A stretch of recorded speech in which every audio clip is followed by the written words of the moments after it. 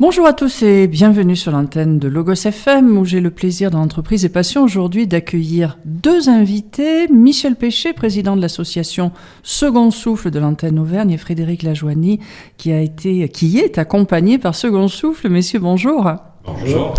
Alors Michel, bien sûr, tout le monde vous connaît, mais malgré tout, nous avons peut-être certains auditeurs qui ne savent pas qui vous êtes, quel est votre parcours et surtout, qu'est-ce que Second Souffle ?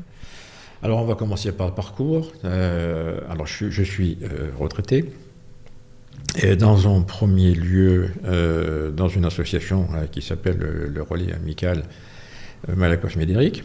Je suis depuis 17 ans dans cette association. Et il y a 3 ans, après avoir fait beaucoup de création d'entreprises, pendant 12 ans, 13 ans, et j'ai eu l'opportunité de rencontrer les gens de Second Souffle. C'est en fait la continuité de la création pour ceux qui, malheureusement, ont eu quelques difficultés, vont avoir des difficultés. Et donc, on est là pour les aider. Alors, mon parcours, c'est bien sûr une longue carrière Michelin, 42 ans, beaucoup de techniques, pas mal de voyages, de l'expatriation. Et quand je suis parti en retraite à 60 ans, moi j'étais encore en pleine forme et j'ai donc fait une autre carrière. Donc je me suis effectivement formé à la création d'entreprises et j'ai pris un très grand plaisir. Voilà. Et que vous prenez toujours, et c'est pour ça que vous êtes avec nous aujourd'hui. Oui, voilà, et c'est vrai qu'à un moment donné, il va bien falloir s'arrêter parce qu'il y a le compteur qui tourne, et donc il faut laisser passer un petit peu d'autres personnes. Par contre, c'est une vraie passion. Malheureusement, cette passion, elle est sur un peu le malheur des autres. Et donc là, on donne tout ce qu'on peut. Alors, Second Souffle, c'est quoi ? C'est une association qui est assez récente et qui a cet objectif d'être là en appui après un certain nombre de problématiques rencontrées par un dirigeant. Alors, Second Souffle a passé ses 10 ans maintenant. En fait, l'histoire est une histoire d'entrepreneur. Le président aujourd'hui avait une entreprise avec son épouse et il y a une dizaine d'années, pour un problème absolument imprévu, leur entreprise a carrément coulé. Donc ils se sont retrouvés dans la grande difficulté, surtout quand ça arrive et que c'est pas prévu. Ils se sont retrouvés tous les deux, parce qu'ils étaient tous les deux dans l'entreprise. Et ils ont fait une galère de 2 années en se disant comment on va s'y prendre, etc. Et ils se sont dit, il y en a d'autres qui doivent avoir ce type de problème. Et donc ils ont monté une association qui s'appelle donc Second Souffle et elle est basée à Châteauroux. Aujourd'hui, on a grandi. Moi j'étais le 9e sur la France. On en a 41 aujourd'hui, et peut-être aujourd'hui un peu plus. Donc ça grandit. Nous on travaille en bénévolat pur, dedans. On travaille avec des moyens qui sont des moyens très légers, parce qu'on n'a que 3 ou 4 permanents dedans, mais tout le reste c'est du bénévolat partout sur la France. Ça veut dire qu'il y a une mobilisation forte. On le sait, elle y est déjà, ce réseau de la création reprise d'entreprise, il est déjà très actif, que ce soit autour des entités comme les chambres de commerce ou les chambres des métiers, mais également autour des associations qui existent. Cette dimension d'accompagnement post-fin d'entreprise, c'est quelque chose qui n'existait pas. Alors, en fait, il faut le déployer. On a bien sûr la création qu'on connaît bien, avec notamment la CCI, bien sûr, qui m'a fait l'honneur d'avoir d'ailleurs une médaille un jour. J'étais très satisfait. Voilà.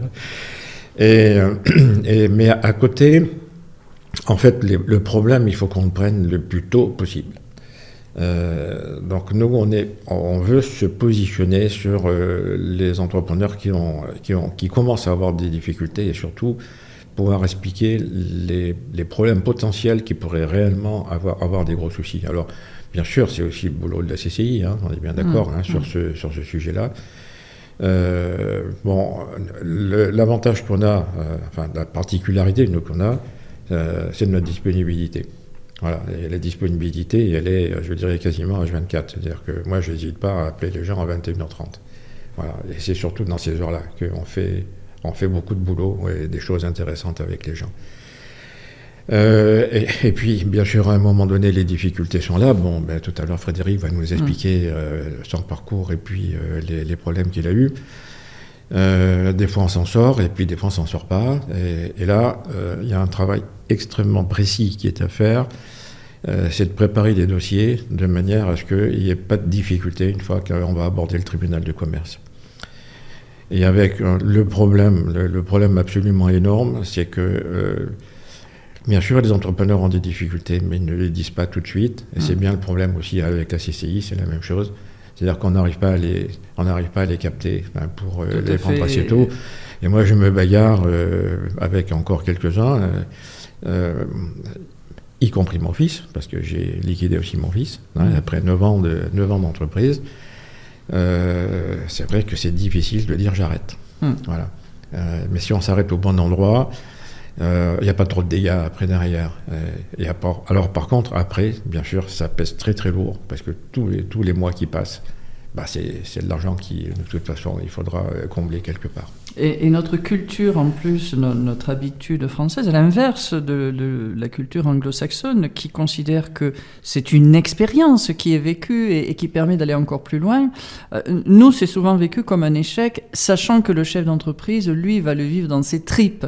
Et là, Frédéric Lajoigny, j'aimerais que vous nous expliquiez justement votre parcours et comment vous en êtes aujourd'hui à cet accompagnement avec Second Souffle.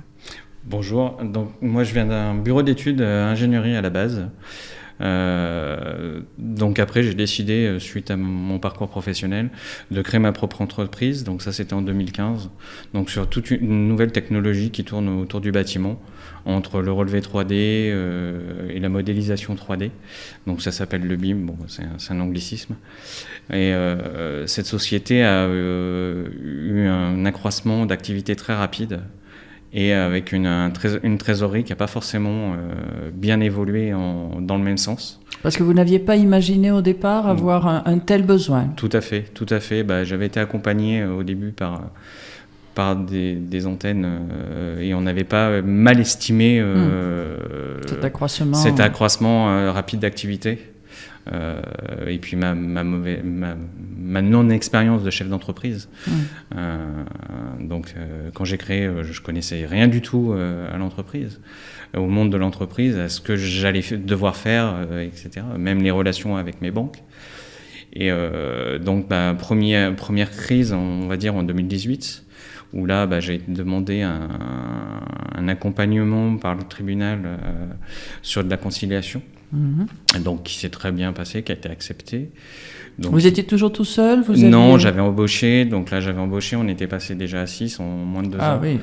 Le problème, c'est que la trésorerie n'a pas suivi. Après, avec des délais de paiement qui sont très longs, on a explosé en vol. Maintenant, faut mettre un mot. Donc beaucoup de dettes. Donc pas le choix que demander une conciliation.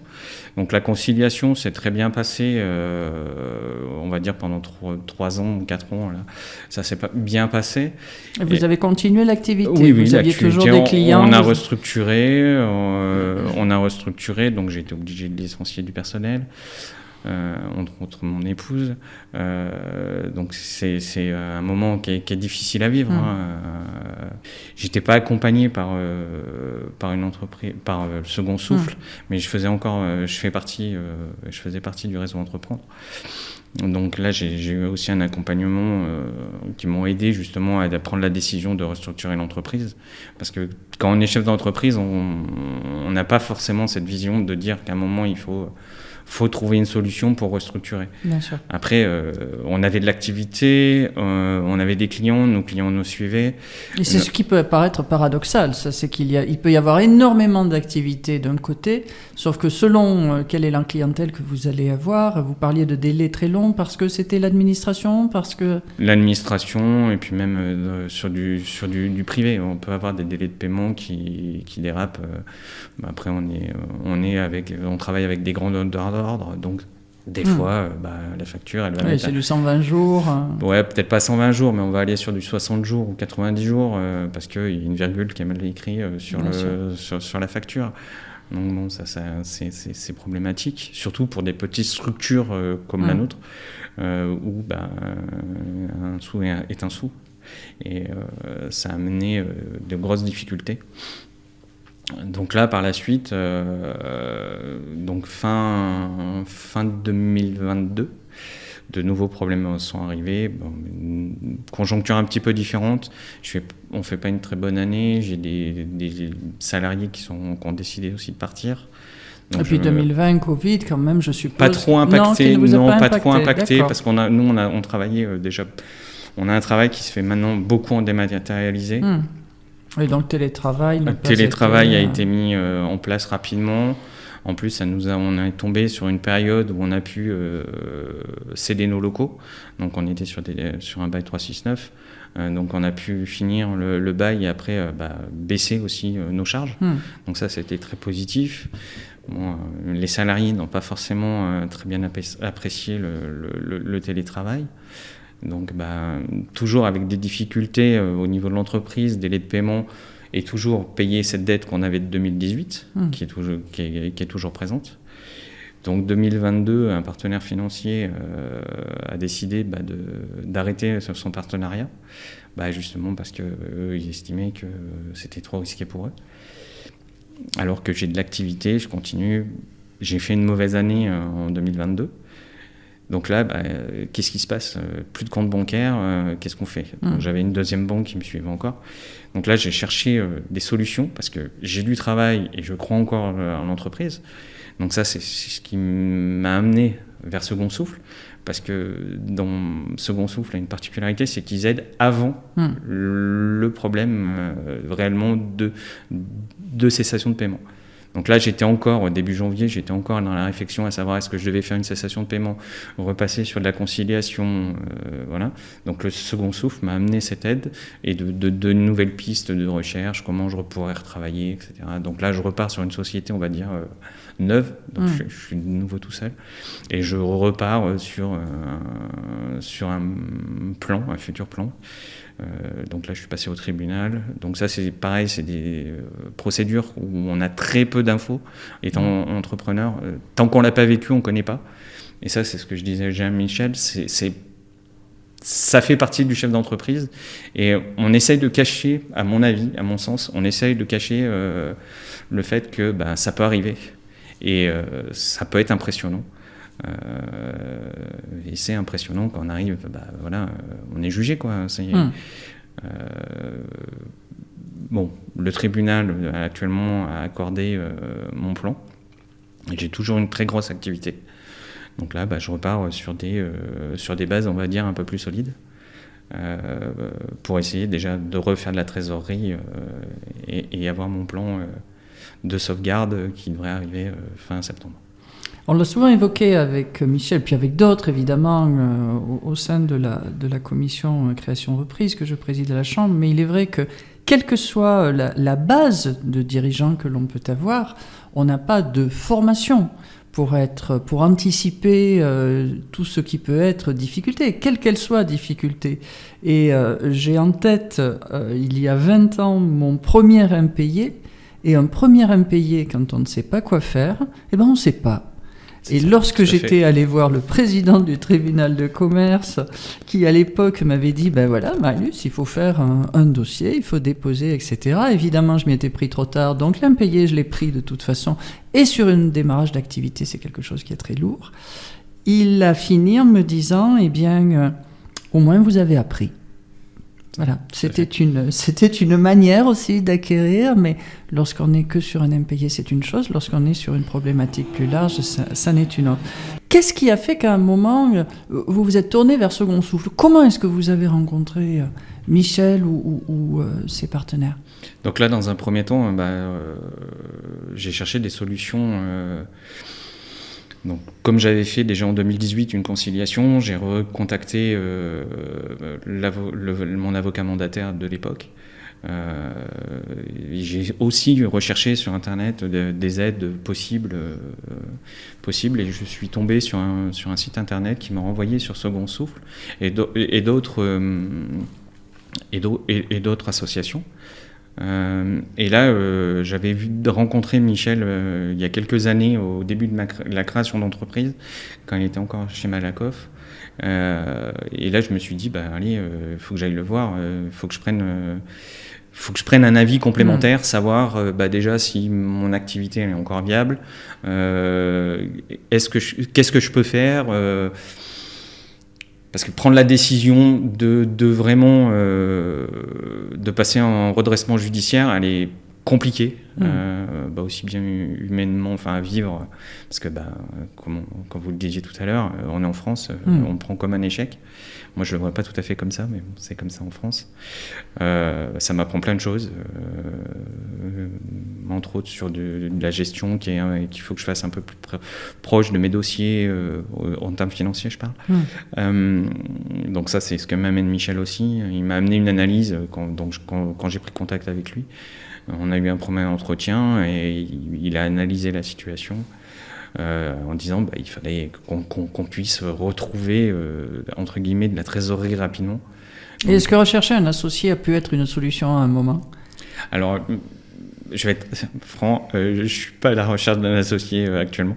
Alors après, toute opportunité est bonne à prendre, mais c'est que je suis un peu échaudé parce qu'au début de ma création d'entreprise, on était 2. D'accord. Et j'ai mon associé qui a été aux abonnés absents les 8 premiers mois, où on a déjà eu une grosse charge de travail qui arrivait, et il a été absent. Donc à un moment donné, j'ai dit j'avais les plus grosses parts, j'étais à 51% des parts de la société, donc j'ai pris la décision de m'en séparer. On s'est séparés d'un commun accord. Mais c'est pour ça que tout de suite, c'est pas les premiers points qu'on avait évoqués avec Michel. C'était un apport en argent personnel via de la famille. Mais bon, c'est un peu compliqué à mettre en place. Donc ça, on l'a pas tout de suite fait. Et puis après, il n'y avait pas d'autre solution que de repartir sur une procédure au tribunal, quoi. Ça, c'était...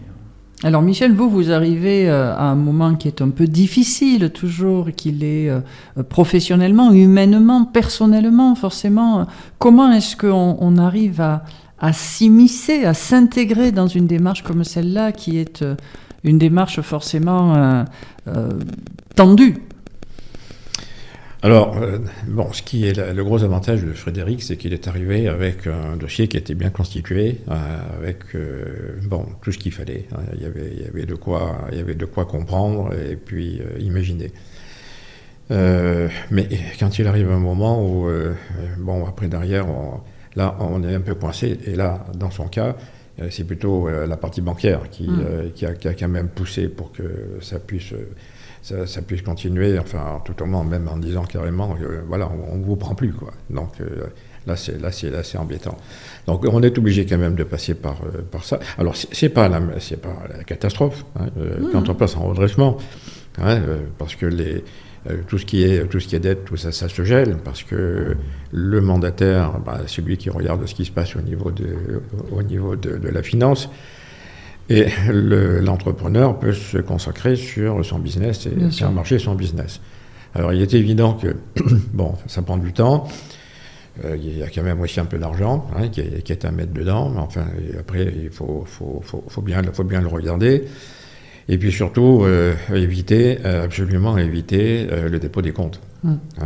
Parce que le problème en fait, c'est que je crois que beaucoup d'entrepreneurs n'ont pas compris ce que c'était quand ils allaient au tribunal et qu'ils disaient je dépose mes comptes et puis voilà. Oui, mais le problème c'est qu'il y a les avant 45 jours et les après 45 jours, qu'il n'y a pas grand monde qui connaît vraiment.